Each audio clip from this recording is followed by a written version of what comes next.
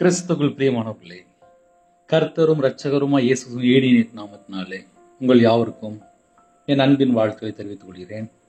தேவன் அருளிய அப்பம் மினிஸ்ட்ரி சேனல் மூலியமாக உங்களோடு சந்திப்பதில் மிகுந்த மகிழ்ச்சி அடைவேன். தினம்தோறும் இரவு நேரத்தில் 8 மணிக்கு பரிசுத்த வேதாந்திலிருந்து ஒரு பகுதி நாம் தியானித்து நம்முடைய குடும்ப பாதுகாப்பிற்காக நாம் ஜெபிக்கிறோம். இரவு நேரத்தில் இணைந்திருங்கள். அதிகாலை வேளையிலே புதிய நாளுக்காக அபிஷேகங்களை பெற்றுக்கொள்ள, தேவனுடைய கிருபையை பெற்றுக்கொள்ள புதிய நாளுக்காக ஜெபிக்கிறோம். அதையும் தொடர்ந்து கேளுங்கள். 1 பேதுரு 2ஆம் அதிகாரம் 11, 12 ஆகிய வசனங்கள். பிரியமானவர்களே, அந்நியர்களும் பரதேசிகளுமாய் இருக்கிற நீங்கள் ஆத்துமாவுக்கு விரோதமாய் போர் செய்கிற மாம்ச இச்சைகளை விட்டு விலகி, புறஜாதிகள் உங்களை அக்கிரமக்காரர் என்று விரோதமாய் பேசும் விஷயத்தில் அவர்கள் உங்கள் நற்கிரியைகளை கண்டு அவற்றின் நிமித்தம் சந்திப்பின் நாளிலே தேவனை மகிமைப்படுத்தும்படி நீங்கள் அவர்களுக்குள்ளே நல் நடக்கை உள்ளவர்களாய் நடந்து கொள்ளுங்கள் என்று உங்களுக்கு புத்தி சொல்லுகிறேன். ஹல்லேலூயா. கிறிஸ்துவுக்குள் பிரியமானவர்களே, நீங்கள் மனுஷருடைய கட்டளைகள் யாவற்றையும் கர்த்தர் நிமித்தம் கீழ்ப்படிங்கள் என்று எழுதப்பட்டிருக்கு. ஆவிக்குரிய வாழ்க்கையிலே வளரணும்னு சொல்லி எல்லாருக்கும் ஆசை இருக்கு. ஆவிக்குரிய வாழ்க்கையில வளரணும் அப்படின்னா என்ன செய்யணும்? அது மட்டும்தான் இப்ப நிறைய குடும்பத்துல தெரிய மாட்டேங்குது. நான் இன்னைக்கு காலையில வெளியில போயிட்டு வரும்போது ஒரு மகனை ஏத்திட்டு வந்தேன். அந்த மகனை ஏற்றிட்டு வரும்போது, பிரதர் நல்லா இருக்கீங்களா அப்படின்னு சொல்லி கேட்டு வந்தேன். ஒரு மனுஷனுடைய வாழ்க்கையில தேவனுக்கு பிரியமானபடி வாழ்றாங்களா அப்படின்னு சொல்லிட்டு ஒரு 2 கேள்வி கேட்டேன். அந்த 2 கேள்வி கேட்கும்போது அவங்கள்ட்ட சில காரியங்கள் அவங்க சொன்னாங்க. உடனே அவங்கள்ட்ட பேசினேன். அது அவங்களுக்கு ஒரு சந்தோஷமா இருந்துச்சு. காலையில கர்த்தர் சுவிசேஷம் அறிவிக்க கர்த்தர் கிருபை செய்தார். நீங்கள் ஆத்துமாவுக்கு விரோதமாய் போர் செய்கிற மாம்ச இச்சைகளை விட்டு விலகி. அப்ப சுவிசேஷம் அறிவிக்கும் போது அவனோட வாழ்க்கையில ஏதோ ஒரு பாவ அடிமையில வாழ்ந்துட்டு இருப்பாங்க. அதை நம்ம அவங்களுக்கு எடுத்து சொல்லும் போது, இது தப்பா, சரி நான் இதுல இருந்து மனம் திரும்பிக்கிறேனே அப்படின்னு சொல்லி அவங்க சரி அப்படின்னாங்க. அப்ப என்ன அர்த்தம் அப்படின்னா, ஒரு மனுஷன் தூங்குறதுக்கு முன்பாக இன்னைக்கு நம்மளுடைய வாழ்க்கையில் என்ன பாவம் இருக்கு அதை நம்ம கொஞ்சம் யோசித்து பார்க்கணும். அந்த பையன் சிகரெட் அடிச்சுருக்காரு. என் வாகனத்தில் வரும்போது இந்த மாதிரி கேட்டேன், சிகரெட் அடிச்சிருக்கீங்களா? ஆமா அப்படின்னா. அது தப்பு, அது தேவனுக்கு பிடிக்காது அப்படின்னு சொன்னா கேட்டுக்கிட்டாங்க. 24 மணி நேரம் வாழ்க்கையில எதெல்லாம் தப்பா இருக்கு? நைட் ஆனா சில குடும்பத்துல ஒயின் ஷாப் போயிருந்தாங்க, சில குடும்பத்துல கள்ள தொடர்பு போயிருந்தாங்க, வீட்டுக்கே வர மாட்டேங்காங்க. சில தாய்மார்கள் உட்காந்து கண்ணீர் வெடித்தாள்றாங்க. சில வீட்டுல புருஷன் வீட்டுக்கு வராங்க, வீட்டுக்குள்ள பார்த்தா ஒரே சண்டை, கெட்ட வார்த்தை, அடிதடி, டைவர்ஸு, பிரிஞ்சு போறாங்க. இதெல்லாம் ஒரு வீட்டுக்குள்ளதான் நடக்கு. இந்த வசனத்திலே ஆழமான ஒரு கருத்து இருக்கு. நீங்கள் ஆத்துமாவுக்கு விரோதமாய் போர் செய்கிற மாம்ச இச்சைகளை விட்டு விலகி. இந்த மாம்ச இச்சை தான் இவ்வளவு சேட்டை பண்ணுது. சில குடும்பத்துல நினைப்பாங்க, என்ன பிரச்சனையோ தெரியலையே, யாரோ மாந்திரியம் பண்ணிட்டானோ, சூனியம் பண்ணிட்டானோ, என்ன நடக்கும் தெரியலையே அப்படின்னு சொல்லி புலம்புவாங்க. மாம்ச இச்சைகளை விட்டு விலகி. மாம்ச இச்சை இருக்கும்போது அந்த இடத்துல சத்துரு உள்ள வரத்தான் செய்வான். பிசாசுக்கு இடம் கொடுக்க கூடாதுன்னு சொல்லி போட்டிருக்கு. இடம் கொடுத்தா உள்ள வருவான். தேவனுக்கு கீழ்ப்படிந்தவர்கள் சொல்லி வேதம் தெளிவாக எழுதப்பட்டிருக்கு.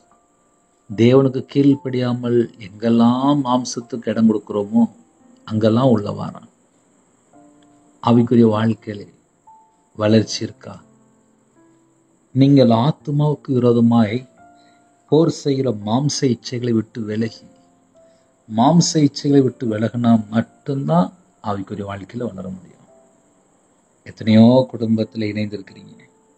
பிரியமானவர்களே, அந்நியர்களும் பரதேசிகளுமாய் இருக்கிற நீங்கள். நம்ம எல்லாரும் பரலோகத்துக்கு போகணும். பரலோகத்துக்கு போகணும் அப்படின்னா இந்த பூமியில ஒரே ஒரு வாழ்க்கை தான். அந்த ஒரு வாழ்க்கை அவருக்காக, கர்த்தருக்காக, அவருக்கு பிரியமானபடி இருந்தால் நலமா இருக்கும். உலகத்துக்குள்ள அக்கிரமம் தான் பெருகிட்டு இருக்கு. கடைசி காலத்துல அக்கிரமம் மிகுதியாய் போகும், அன்பு தணிந்து போகும். கர்த்தருடைய கிருபையினாலே 2024 உங்களோட பேசுறதுக்கு ஜீவனை தந்திருக்காரு. 2020 ஆன்லைன் மூலியமா பேசும்போது அடிக்கடி சொல்லுவேன், கடைசி காலத்துல அக்கிரமம் மிகுதியாய் போகும், அன்பு தணிந்து போகும் அப்படின்னு சொல்லி அடிக்கடி பேசுவேன். இன்னைக்கு காலம் கடைசியா இருக்கு. ஒரு வீட்டுக்குள்ள அக்கிரமம் இருக்கா அப்படி சொல்லி நம்ம கண்டுபிடிச்சாச்சு அப்படின்னா அங்க அன்பு இருக்காது. ஒரு வீட்டுக்குள்ள அன்பு இருக்கு அப்படின்னா அக்கிரமம் இருக்காது. இதுதான் என் வாழ்க்கையில நான் கண்டுபிடிச்சது. முழு பைபிளை வாசித்து பார்க்கும்போது தேவன் அன்பாகவே இருக்கிறார். அன்பு கூறும்போது தேவன் நமக்குள்ள வாசம் பண்றார். அன்பு கூறாம இஷ்டம் போல அலையும் போது அந்த இடத்துல பிசாசு வந்துருவான். இஸ்ரவேல் ஜனங்கள் நன்மை வெறுத்தார்கள், சத்ரு அவர்களை தொடர்வான். சத்ரு அவர்களுக்கு தொடர்வான். அப்ப ஆவிக்குரிய வாழ்க்கையில ஏன் பிரச்சனை, ஏன் போராட்டம், ஒரு குடும்பத்துல ஏன் சண்டை, ஏன் ஒரு குடும்பத்துல ஏன் பிரச்சனை வருது, ஏன் போராட்டம் வருது, ஏன் நிம்மதி இல்லைன்னு சொல்லி பார்க்கும்போது இஷ்டம் போல அலைவாங்க. மாம்ச இச்சையை நிறைவேற்ற அலைவாங்க. அதை நம்ம அப்படிதான் சொல்ல வேண்டியிருக்கு. அன்பு கூறுன்னு சொல்லி போட்டிருக்கு. நிறைய குடும்பத்துல அன்பு கூற வலிக்கு. அதுதான் உண்மையா சொல்ல வேண்டியிருக்கு. பெத்த தாயிட்ட பேச மாட்டேங்காங்க, மனைவிட்ட பேச மாட்டேங்காங்க, சில வீட்டுல மாமியார்கிட்ட பேச மாட்டேங்காங்க, சில வீட்டுல யார்கிட்டையுமே பேச மாட்டேங்காங்க, சில வீட்டுல மனுஷன்ட்டே பேச மாட்டேங்காங்க.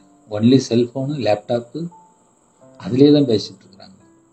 நேரில் பார்த்தா கோபம் வருது, நேரில் பார்த்தா பிடிக்க மாட்டேங்குது. ஆனால் செல்ஃபோன்லேயே பல மணி நேரம் பேசிட்டு இருக்காங்க. செல்ஃபோனில் 5 மணி நேரம் 6 மணி நேரம் ஒரே ஃபோன் தான். காதில் அப்படியே வச்சுட்டே படுத்து தூங்கிடுவாங்க. கேட்டால் ரொம்ப பழக்கம் அப்படிம்பாங்க. எத்தனை மாதம் பழக்கம்? 1 மாதம் இல்லை 2 மாதம். அந்த 1 மாதத்துலேயே 5-6 மணி நேரம் ஃபோன் பேசுவாங்க. இதெல்லாம் உலகத்துக்குள்ளே தான் நடக்குது. நான் உண்மையாக தான் சொல்கிறேன். சில குடும்பத்தில் உடம்புல ஊசி போட்டு போதைக்கு அடிமை, அப்புறம் கஞ்சா பழக்கம், அப்புறம் விக்கிர வழிபாடு, அப்புறம் மாந்திரிகம், அப்புறம் பில்லி சுயம். இதுக்கெல்லாம் பின்னாடி என்ன சொல்லி பார்க்கும்போது பல காரியங்கள், பல ஆவிகள் இடம் கொடுக்குறாங்க. எதுல இடம் கொடுக்குறாங்க? கர்த்தரை விட்டு தள்ளி போகும்போது தான் எல்லா பிரச்சனையும் உள்ள வருது. ஒரு மனுஷன் இயேசுவோட நடக்கணும் அப்படின்னா இரவும் பகலுமா கையில பைபிள் எடுத்து வாசித்தே ஆகணும். வேற வழியே இல்லை. ஏன்னா என் வாழ்க்கையில நான் மனம் திரும்பும் போது கையில தான் முதல்ல பைபிள் எடுத்து வாசிக்க ஆரம்பிச்சு. பொய் சொன்னால் நாசம் அடைவர்கள் சொல்லி போட்டிருக்கு. நான் வியாபாரத்துல இருக்கும்போது நான் நிறைய பொய் பேசியிருந்தேன். கையில பைபிள் எடுத்து வாசிக்கும்போது மனம் திரும்ப ஆரம்பிச்சேன். ஆத்துமாவுக்கு விரோதமாய் போர் செய்கிற அந்த வேடனை நல்லா கவனிக்கணும். ஆத்துமாவுக்கு விரோதமாய் போர் செய்கிற மாம்ச இச்சைகளை விட்டு விலகி. அப்போ போராட்டம் எங்க பிரதர் இருக்கு அப்படின்னு சொல்லி நீங்க ஒருவேளை கண்டுபிடிக்கணும்னு நினைச்சேன்னா இந்த வசனத்தை நீங்க நல்ல துல்லியமா வாசித்தா புரியும். ஆத்துமாவுக்கு விரோதமாய் போர் செய்கிற உங்கள் மாம்ச இச்சைகளை விட்டு விலகி. இந்த மாம்ச இச்சைகள் தான் ஆத்துமாவுக்கு விரோதமா போர் செய்யுது. சரி, இதை எப்படி கண்டுபிடிக்கலாம்? அதையும் வேணா சொல்லித்தரேன். கலாத்தியர் 5ஆம் அதிகாரம் 19-21 ஆகிய வசனங்கள். மாம்சக்கிரியைகள் வெளியரங்கமாய் இருக்கின்றன. அவையாவன. ஒரு 17 கேரக்டர் இருக்கு. இந்த 17 உங்க வீட்டுல கையில பைபிள் இருந்தா நீங்க எடுத்து வாசித்து பார்க்கலாம். புதிய ஏற்பாட்டுல 262வது பக்கம். கலாத்தியர் 5ஆம் அதிகாரம் 19-21 ஆகிய வசனங்கள். மாம்சத்தின் கிரியைகள் வெளியரங்கமாய் இருக்கின்றன. அவையாவன. முதல்ல விபச்சாரம், 2வது வேசித்தனம், 3வது அசுத்தம், 4வது காம விகாரம். இது எல்லாமே விபச்சாரம் சம்பந்தப்பட்டது. விபச்சாரம், வேசித்தனம், அசுத்தம், காம விகாரம், தீட்டு, சரீரத்தை தீட்டுப்படுத்தக்கூடிய காரியங்கள். இது ஒரு மனுஷனுக்குள்ள இருக்கிற வெறியும். இச்சையில விழுந்து போய் கிடப்பான், எந்திரிக்கவே முடியாது.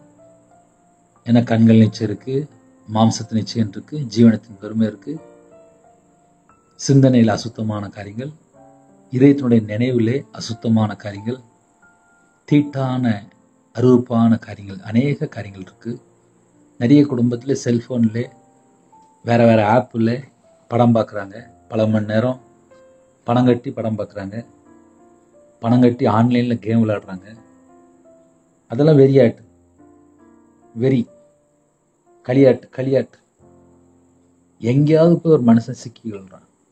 சிக்கி கொண்டதுக்கப்புறம் அப்புறம் என் வாழ்க்கையில் எனக்கு நிம்மதி இல்லை, எனக்கு சமாதானம் இல்லை, எனக்கு மன அழுத்தம் இருக்குது, எனக்கு படுத்த தூக்கம் வர மாட்டுக்கு, தூக்கம் மாத்திரை போடலாமா, எனக்கு யாரோ ஏதோ பண்ணிட்டாங்களோ அப்படி சொல்லிலாம் நிறைய காரியங்கள் யோசிப்பாங்க. இதுக்கு பின்னாடி என்ன இருக்கு அப்படின்னா, இந்த மாம்ச கிரியைகள் பல மணி நேரம் ஒரு மனுஷனுடைய ஆத்துமாவுக்கு விரோதமா போராடுது. ரொம்ப ஆழமா உள்ள காரியங்களை தான் பேசிட்டு இருக்கிறேன். ஆத்மாவுக்கு விரோதமா போராடுற ஒரு ஆயுதம் என்னது அப்படின்னா மாம்ச கிரியைகள். இந்த வசனத்தை நீங்க நல்ல அழகா மறுபடியும் வாசிங்க. அதுதான் ஸ்கிரீன்ல போட்டிருக்கு. நீங்கள் ஆத்மாவுக்கு விரோதமாய் போர் செய்கிற மாம்ச இச்சைகளை விட்டு விலகி. இந்த மாம்ச இச்சைகள் சாவர வெறியும் ஆத்மாவுக்கு விரோதமா போராடுது. ஆத்மாவுக்கு விரோதமா போராடும் போது என்ன செய்யணும் அப்படின்னா, மாம்ச இச்சைகள் விட்டு விலகி ஓடணுமா. ஓடியாச்சுன்னா தப்பிச்சுக்கிட்டான், இல்லைன்னா ஆத்மா, பாவம் செய்கிற ஆத்மா சாகும். அப்போ பாவம் எப்படி வருது அப்படின்னா மாம்ச இச்சைகள் மூலியமா உள்ள வருது. அது ஆத்மாவுக்கு விரோதமா போராடிட்டே இருக்கு. ஏன்னா பாவம் செய்யற ஆத்மா சாகும் அப்படின்னு சொல்லி எழுதப்பட்டிருக்கு. அப்போ ஆத்மாவுக்கு விரோதமா ஏன் போராடுது அப்படின்னா பாவம் செய்ய வைக்க போராடுது. இந்த மாம்சத்தினுடைய கிரியில் இந்த 17 கேரக்டருமே ஏன் அடிக்கடி ஒரு மனுஷனுக்குள்ள வந்து போராடுது அப்படின்னா பாவம் செய்யற ஆத்மா சாகும். ஒரு மனுஷன் பாவம் செஞ்ச உடனே அந்த ஆத்மா செத்து போயிடும். அதுக்குத்தான் வேதம் எழுதப்பட்டிருக்கு, மாம்ச இச்சைகளை விட்டு விலகி ஓடு. யோசேப்பு அழகா ஓடிட்டாரு, தப்பிச்சுக்கிட்டாரு. இன்னைக்கு நிறைய குடும்பத்தை சிக்கிக்கிட்டாங்க. எதுல சிக்கிக்கிட்டாங்க அப்படின்னா கையில இப்ப செல்போனே வந்துட்டுப்பா. தேவையில்லாத படம், தேவையில்லாத அசுத்தமான காரியம், எத்தனையோ காரியம் இருக்கு. நன்மை இருக்கு, தீமை இருக்கு. எதுக்கோ கையில செல்போன் எடுப்பாங்க. ஒரு 3 மணி நேரம் கழிச்சு தெரியும், ஒரு 3 மணி நேரம் போயிட்டோ சரி அப்போ படுத்து தூங்கிடும் அப்படின்னு சொல்லிட்டு படுத்து தூங்கிடுவாங்க.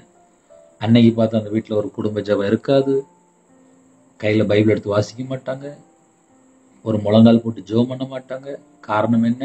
இந்த மாம்ச இச்சையில போய் விழுந்துருவாங்க, கண்களின் இச்சையில போய் விழுந்துருவாங்க. அதுக்கப்புறம் ஒரு 3 மணி நேரம் கழிச்சு தான் உங்களுக்கு ஒரு தெளிந்த புத்தி வரும். இதெல்லாம் என்ன யுத்தம் அப்படின்னா ஆத்மாவுக்கு விரோதமா போர் செய்கிற உங்கள் மாம்ச இச்சை விட்டு விலகி ஓடணுமா. விலகி ஓடலை அப்படின்னா அது ஆத்மா விரோதமா போர் செஞ்சுட்டே தான் இருக்கும். அதனால இரவு நேரத்துல யாரெல்லாம் இணைந்துக்கிறீங்களோ அந்த மாம்ச இச்சையில கொஞ்சம் கொஞ்சம் கண்டுபிடிங்க, வேற வழியே இல்லை.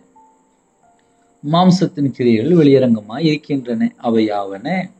விபச்சாரம், வேசித்தனம், அசுத்தம், காம விகாரம், விக்கிரகாராதனை, பில்லி சூனியம், பகைகள், விரோதங்கள், வைராக்கியங்கள், கோபங்கள், சண்டைகள், பிரிவினைகள், மார்க்க பேதங்கள்.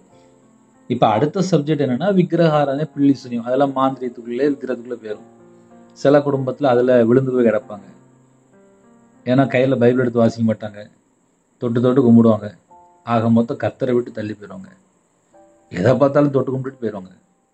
கையில பைபிள் எடுத்து வாசித்து பார்த்து வானத்தையும் பூமி உண்டாக்குன தேவன் எப்படிப்பட்டவர், அவரை எப்படி தொழுது கொள்ளணும், ஆவியோடும் உண்மையோடும் தொழுது கொள்ள வேண்டும் என்று வேதம் கற்று தெரியுது.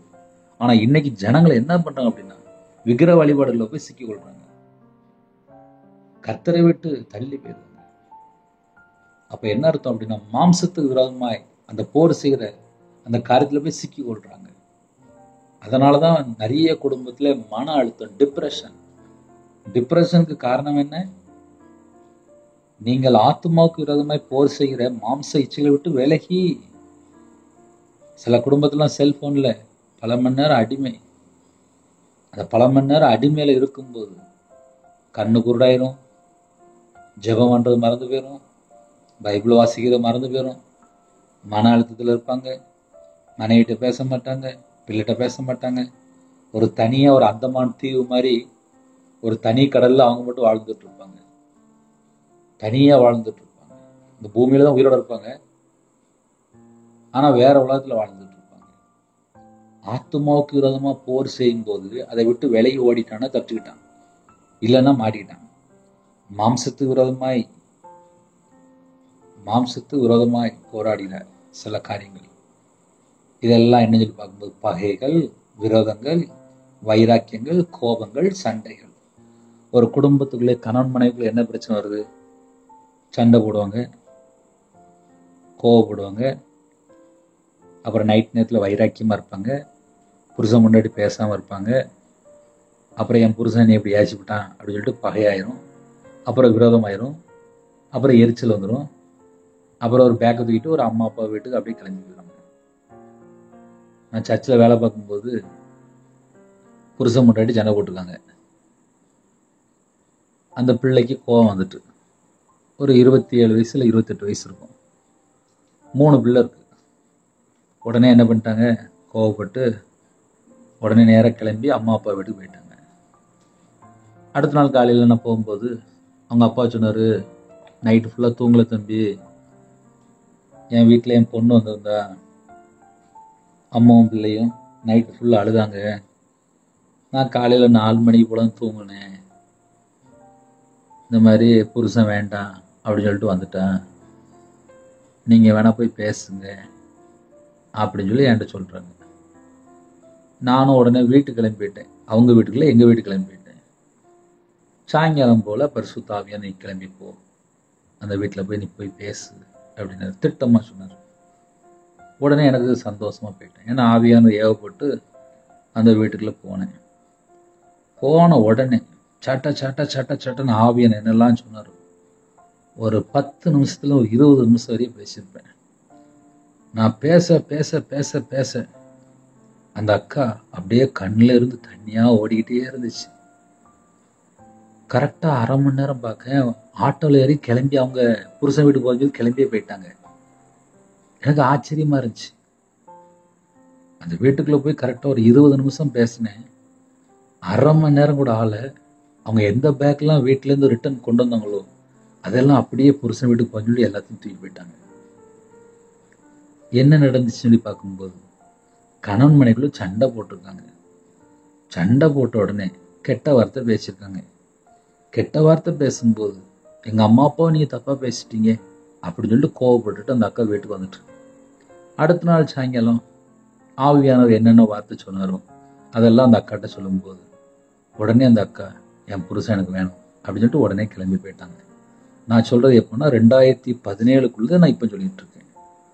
அப்போ ஒரு குடும்பத்துல என்ன நடக்கு அப்படின்னா, கணவன் மனைவிக்குள்ளே விட்டு கொடுத்து போயிட்டாங்க அப்படின்னா தீர்காயுசு, குடும்பம் நல்லா இருக்கும், சந்தோஷமா இருக்கும், மன மகிழ்ச்சியா இருக்கும். கணவர் ஏதோ ஒரு காரியத்திலே சண்டை போடும்போது கெட்ட வார்த்தை பேசிட்டார். கிறிஸ்து நம்முடைய பாவத்தை எல்லாம் மன்னிக்கிறார், எல்லாத்தையும் மன்னிக்கிறார். மன்னிக்கிறதால நம்ம உயிரோட இருக்கோம். ஒரு குடும்பத்துல சின்ன சின்ன பிரச்சனை வரும்போது ஒருவர் புரிந்து கொண்டு விட்டு கொடுத்து அவங்க எந்த வார்த்தை சொல்றாங்களோ சரி நான் அதுக்கப்புறம் கீழ்படுறேன் அப்படின்னு சொல்லி விட்டு கொடுத்து போகும்போது அந்த கணவன் மனைவிக்குள்ள சந்தோஷமா இருக்கும். அப்போ ஒரு குடும்பத்துல சண்டை ஏன் வருது, கோபம் ஏன் வருது, பிரிவினை ஏன் வருது, மார்க்க பேதங்கள், பகைகள், விரோதங்கள், வைராக்கியங்கள், இதுக்கு பின்னாடி என்னன்னு சொல்லி பார்க்கும்போது கர்த்தரை விட்டு தள்ளி போகும்போது இது எல்லாமே கிரியை செய்யுது. பகை இருக்கும்போது அந்த இடத்துல பிசாசு வருவான். ஒரு ஆளை விரோதமா நினைக்கும் போது அந்த இடத்துல பிசாசு வரான். வைராக்கியமா இருக்கும்போது பிசாசு வருவான்.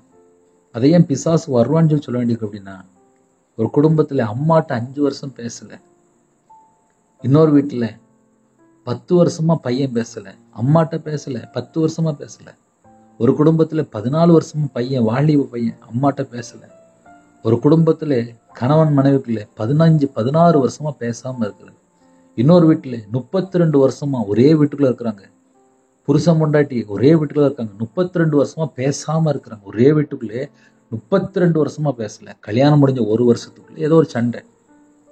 33 வயசு 32 வயசு பிள்ளை வீட்டுல இருக்கு.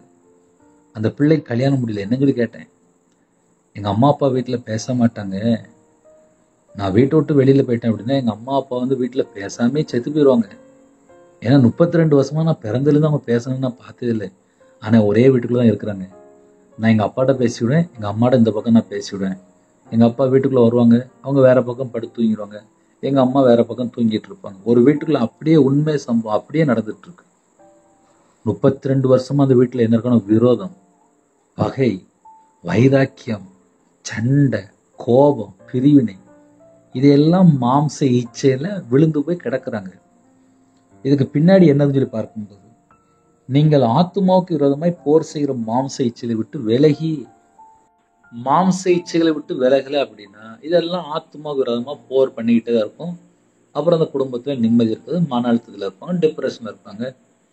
அப்புறம் நான் ஏன் வாழணும், செத்து போயிடலாமே இப்படின்னு சொல்லி தற்கொலை எண்ணங்கள், மரண பயம், கெட்ட வார்த்தை. அப்புறம் வாயில் பேசும்போது சொல்லுவாங்க, மருந்து குடிச்சிட்டு செத்து போயிடலாம்னு நினைச்சேன், எனக்கு வாழவே பிடிக்கல அப்படின்னு சொல்லி தேவையில்லாம அந்த அவிசுவாசமான வார்த்தை பேசிட்டு இருப்பாங்க. இதெல்லாம் நிறைய வீட்டுல காரியம் நடக்கு. ஒரு குடும்பத்துல கடன்ல ஒரு வார்த்தை பேசுவாங்க, புருஷன் பொண்டாட்டில சண்டை போட்ட ஒரு வார்த்தை பேசுறாங்க. ஒரு வீட்டுல எனக்கு ஒரு தாய் பேசுனாங்க, எனக்கு ரொம்ப வருத்தமா இருந்துச்சு. அவங்க பேசும்போது நான் அப்படியே அழுதுட்டேன். ஏன் அப்படின்னு சொல்லி பார்க்கும்போது, வீட்டுல வாலிப பிள்ளை தான், கல்யாணம் முடிஞ்ச 1 வருஷத்துல கணவர் இறந்து போயிட்டாரு. அதுக்கப்புறம் அந்த பிள்ளைய அவங்க அம்மா 17 வயசு வரையும் வளர்த்துருக்கு. வீட்டுக்குள்ள இருக்கும்போது பால் வாங்க சொல்லி ஏதோ ஒன்று சொல்லியிருக்காங்க. அந்த பிள்ளை போய் பால் வாங்கிட்டு உள்ள போச்சு. ரூமுக்குள்ள போய் கதவை பூட்டிட்டு உள்ள அந்த சேலையில் உள்ள ஏதோ ஒன்று மாட்டிட்டு அந்த பிள்ளை தூக்கு மாட்டி இறந்து போயிட்டு. ஒரு வாரத்தில் அந்த அம்மா என்கிட்ட ஃபோன் பேசுகிறாங்க. இந்த மாதிரி என் மக இறந்து போயிட்டா, நான் பிறந்ததுல இருந்து நான் சர்ச்சில் போய் அழுது என் பிள்ளைய நான் வளர்த்தேன். எனக்கு என் பிள்ளை மட்டும்தான் சொத்து, எனக்கு வேற யாருமே இல்லை, எனக்கு கணவர் இல்லை. இந்த ஒரு பிள்ளைக்காக நான் பல கஷ்டப்பட்டு நான் வளர்த்தேன், வீட்டுக்குள்ளே செல்லமா வளர்த்தேன். ஒரு வார்த்தை நான் பேசிட்டேன்னு சொல்லிட்டு என் பிள்ளை இப்படி முடிவு எடுத்துட்டா, இதுக்கு நான் என்ன செய்ய அப்படின்னு சொல்லி என்கிட்ட கேட்டாங்க. நானும் அழுதுட்டே தான் கேட்டேன். அம்மா பேசின ஒரு வார்த்தையை தாங்க முடியாமல், அம்மா பேசின ஒரு வார்த்தையை தாங்க முடியாமல் அந்த பிள்ளை ஒரு அவசர முடிவு எடுத்தா. அம்மா மேல ஒரு கோபம், அம்மா மேல ஒரு எரிச்சல், அம்மா மேல ஒரு பகை, அம்மா மேல ஒரு வைராக்கியம், அம்மா மேல ஒரு விரோதம். அந்த பிள்ளை இறந்து போயிட்டா. அந்த வீட்டுல கண்ணீர் கண்ணீர் கண்ணீர். அந்த அம்மா சொன்னிச்சு, என் பிள்ளைக்குள்ளது எல்லாமே நான் வேற ஆள்கிட்ட எடுத்து கொடுத்துட்டேன். நான் வீட்டுக்குள்ள இருக்கும்போது என் பிள்ளை ஒவ்வொன்றா வச்சதெல்லாம் எனக்கு ஞாபகம் வருது. நான் அந்த வீட்டிலே நான் இருக்கலை, நான் வேற இடத்துக்கு வந்துட்டேன். 1 வாரம் தான் அது அந்த பிள்ளை இறந்து 1 வாரம் தான் ஆகுது. 1 வாரத்துல வீடெல்லாம் மாத்திட்டாங்க. ஏன்னா அழுறாங்க. 1 வாரத்துல தூக்கு மாட்டினால இந்த இடத்துக்குள்ள இருக்க முடியும்னு சொல்லி வெளியே வந்துட்டாங்க. ஒரு வீட்டுக்குள்ள உள்ள உண்மை சம்பவம். இதுக்கு பின்னாடி என்ன இருந்துச்சு?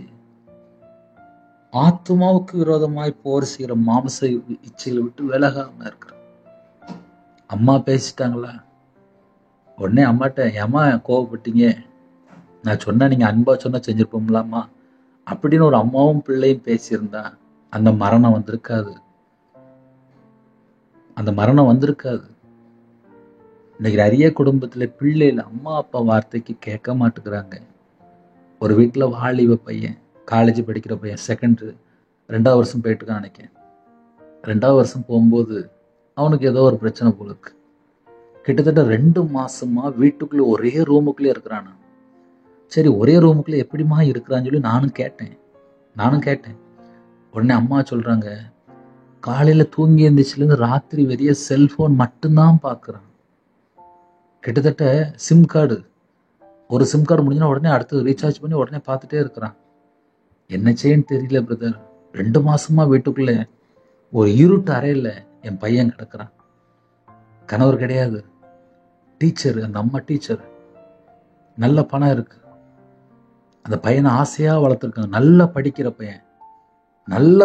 பையன். ஆனா 2 மாசமா மன அழுத்தத்துல இருக்கும். அந்த செல்போன்ல ஏதோ ஒரு காரியத்தை பார்த்து அடிமேல மூழ்கி போய் கிடக்குறான். பக்கத்துல போனா செல்போன்லாம் வச்சிருந்தான். அந்த பையன் 2 மாசமா வீட்லயே இருக்கிறான் அப்படின்னு சொல்லி ஒரு ஜெபக்குறிப்பு. ஒரு வீட்டுக்குள்ள என்ன நடக்கு யோசித்து பார்ப்போமே. நீங்கள் ஆத்துமாவுக்கு விரோதமாய் போர் செய்கிற மாம்ச இச்சைகளை விட்டு விலகினாதான் தப்பிக்க முடியும். ஏன்னா நிறைய குடும்பத்துல இதுலதான் மாட்டிட்டு கிடக்குது, சிக்கிட்டு கிடக்காங்க, வெளியே தெரிய மாட்டேங்குது. என்கிட்ட பேசும்போது பார்த்தா நல்லா பேசுறவங்க, உங்ககிட்ட பேசும்போது பார்த்தா நல்லா பேசுவாங்க, வீட்டுல பார்த்தா நல்லா சிரிப்பாங்க. ஆனா அந்த ரங்கத்திலே நிறைய குடும்பத்துல செல்போன்ல பல குடும்பம் சீரழிஞ்சிட்டு அழிஞ்சிட்டு இருக்கு. ஒரு வீட்டுல ஒரு ஜெபகுதிப்பு வந்துச்சு. என் புருஷன் 2 வருஷமா சாயங்காலம் 6 மணிக்கு வரான், நைட் 2 மணிக்கு தான் தூங்குறான், அது வரைய செல்போன்ல தான் இருக்கான்னு சொல்லி ஒரு 2 வருஷமா என்கிட்ட அந்த அக்கா ஜெபகுதிப்பு வந்துச்சு. ஆனா கடந்த ஒரு வாரம் முன்னாடி பேசும்போது சொன்னாங்க, என் கணவருக்கு ஒரு பைத்தியம் பிடிச்ச நிலைமையில டாக்டர்கிட்ட கூட்டு போயிருக்கோம், அவங்க மாத்திரை கொடுத்துருக்காங்க, இந்த மாதிரி பாதிக்கப்பட்டு கொஞ்சம் ஜோம் பண்ணிக்கோங்க அப்படின்னாங்க. 2 வருஷமா செல்போன் பார்த்ததில்லை, மனநல பாதிக்கப்பட்டார். இதான் இன்னைக்கு கடைசி காலத்துல பிரச்சனை. நீங்கள் ஆத்துமாவுக்கு விரோதமாய் போர் செய்கிற மாம்ச இச்சைகளை விட்டு விலகினா மட்டும்தான் பிரச்சனைக்கு ஒரு முடிவு வரும். ஏன்னா சில குடும்பத்துல வீட்டுல மனைவிட்ட பேச மாட்டாங்க, புருஷன்ட்ட பேச மாட்டாங்க, கையில செல்போன் எடுத்து பார்த்துக்கிட்டே இருப்பாங்க, டக டக கடன்னு பார்த்துட்டே இருப்பாங்க. பிள்ளைகளை பார்க்க மாட்டாங்க, பிள்ளைகள் அம்மா அப்பாவை பார்க்க மாட்டாங்க. ஒரே வீட்டுக்குள்ள 3 செல்போன் 4 செல்போன் வச்சுட்டு வேற வேற பக்கம் படுத்து கிடப்பாங்க. அது என்னன்னு தெரியல. இப்ப அப்படிதான் போயிட்டு இருக்கு. பகைகள், விரோதங்கள், வைராக்கியங்கள், கோபங்கள், சண்டைகள், பிரிவினைகள், மார்க்க பேதங்கள், அம்மா மேல கோபம், அப்பாட்ட சண்டை, புருஷன்ட்ட சண்டை, பிரிவினை, பகை, விரோதம், வைராக்கியம், இதெல்லாம் ஒரு வீட்டுக்குள்ள இருந்துச்சு அப்படின்னா இதெல்லாம் ஆத்துமா விரோதமா போராடிட்டு இருக்குன்னு அர்த்தம். இன்னைக்கு செய்தி என்ன, மறுபடியும் சொல்றேன், இன்னைக்கு செய்தி என்ன அப்படின்னா, ஆத்துமாவுக்கு விரோதமா எதெல்லாம் போராடுது அதை அப்படியே சொல்லியிருக்கேன். ஆத்துமாவுக்கு விரோதமா என்னெல்லாம் போராடுது. இன்னும் கூட கொஞ்சம் ஆழமா சொல்லணும் அப்படின்னா, விபச்சார அடிமையில இருக்காங்க, அப்புறம் கள்ள தொடர்பு, இதெல்லாம் இன்னும் அதுக்குள்ளதான் சேர்ந்து வருது. இதெல்லாம் ஆத்துமா விரோதமா போராடிட்டே இருக்கு. பொறாமைகள், கொலைகள், வெறிகள், களியாட்டுகள். சில வீட்டுல என்ன பிரச்சனை, ஏன் சொந்தக்காரன்ட்ட பேச முடியல, என் குடும்பத்துல ஐக்கியம் இல்லை அப்படின்னு சொல்லி பார்க்கும்போது பொறாமை. அவன் வீடு கட்டிட்டான், அவன் கார் வாங்கிட்டான், அவன் பிள்ளை கல்யாணம் முடிச்சு கொடுத்தான், என் வீட்டுல என் பிள்ளை கல்யாணம் முடியல, நான் இன்னும் வீடு கட்டல, நான் கார் வாங்கல, என் பிள்ளை கஷ்டப்படுது, என் புருஷன் கஷ்டப்படுறான். இப்படி இந்த பொறாமை உள்ள வரும்போது பைபிள்ல போட்டிருக்கு, நீங்கள் ஆத்துமாவுக்கு விரோதமாய் போர் செய்கிற மாம்ச இச்சைகளை விட்டு விலகி. அப்போ பொறாமை எதுக்குள்ள வருதுன்னா மாம்ச இச்சைக்குள்ள தான் உள்ள வருது. அப்ப இதையும் நம்ம கண்டுபிடிச்சு அன்பு கூற பழகணும். எந்தெந்த இடத்துலலாம் சண்டை போட்டு இஷ்டம் போல வாழ்ந்துட்டு இருக்காங்களோ அந்த குடும்பம்லாம் மனம் திரும்பணும், மன்னிப்பு கேட்கணும், பொறாமை இருக்கக்கூடாது. அதான் பிரச்சனை. அடுத்தாப்புல கொலைகள், வெறிகள், களியாட்டுகள். களியாட்டு அப்படின்னா விளையாட்டு. விளையாட்டுல நல்ல விளையாட்டு இருக்கு, தேவையில்லாத விளையாட்டு இருக்கு. ஒரு குடும்பத்துல கவர்மெண்ட் வேலை பார்க்குறாங்க, நல்ல ஒரு அண்ணன், 29 வயசு தான், மருந்து குடிச்சு ஹாஸ்பிட்டலில் அட்மிட் பண்ணிட்டாங்க.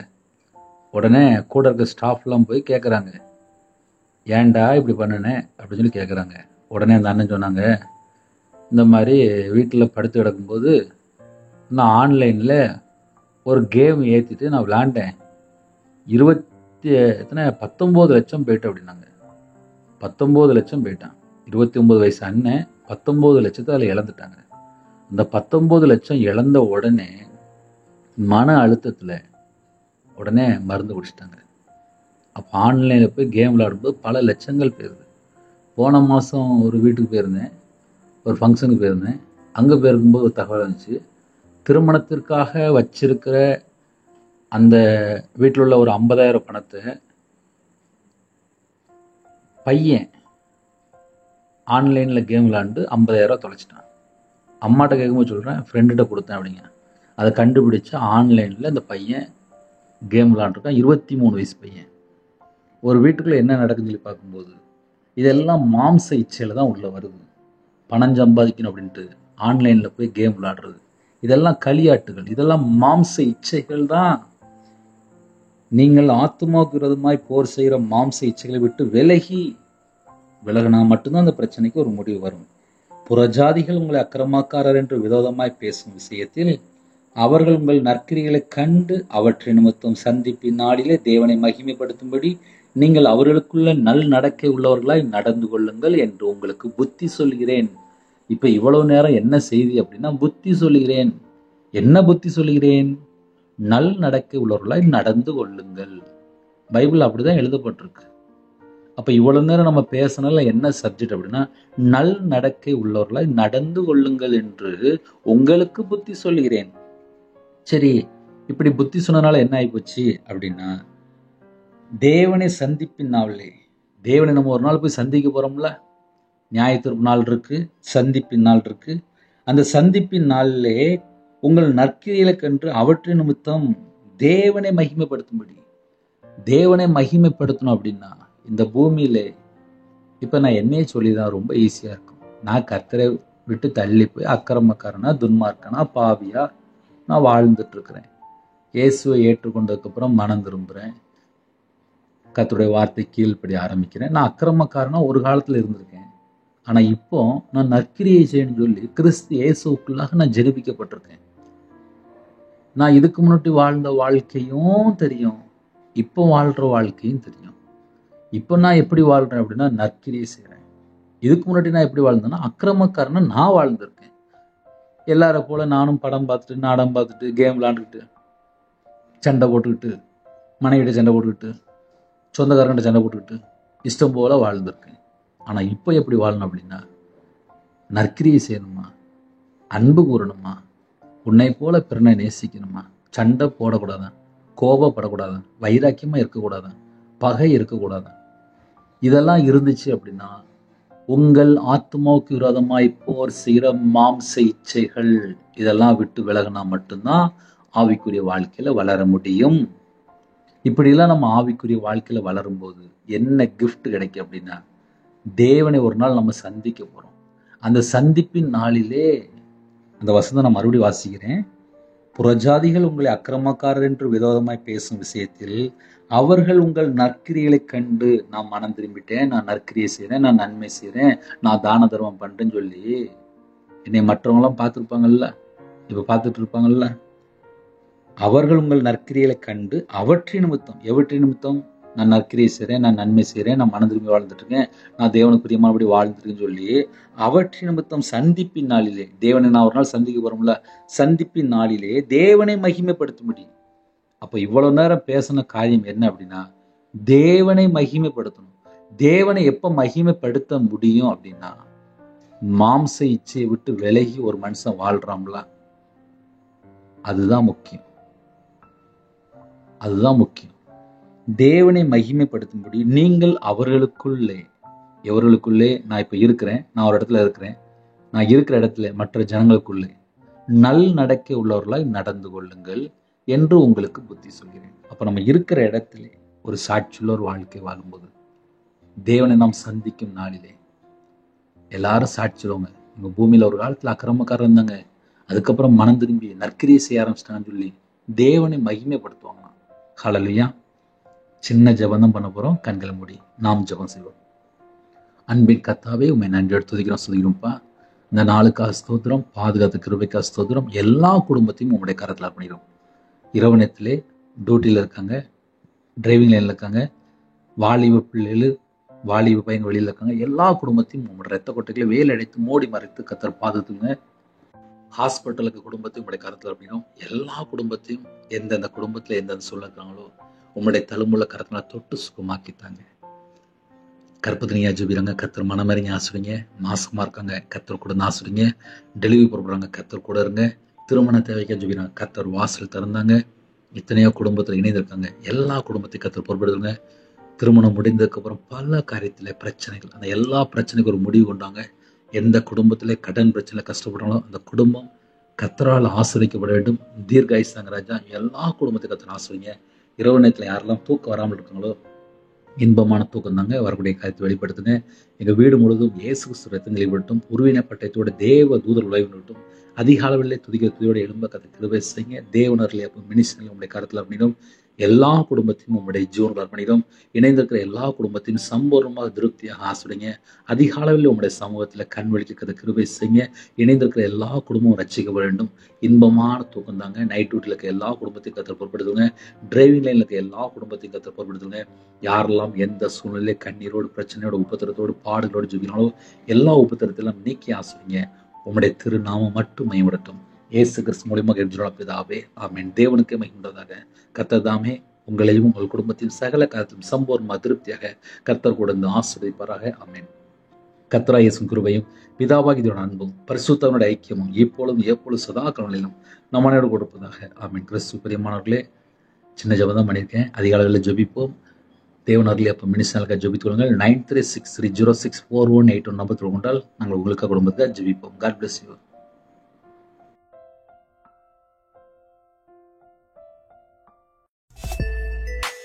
Thanks for watching. Please subscribe our channel. Click the like and share. Click the bell. God bless you.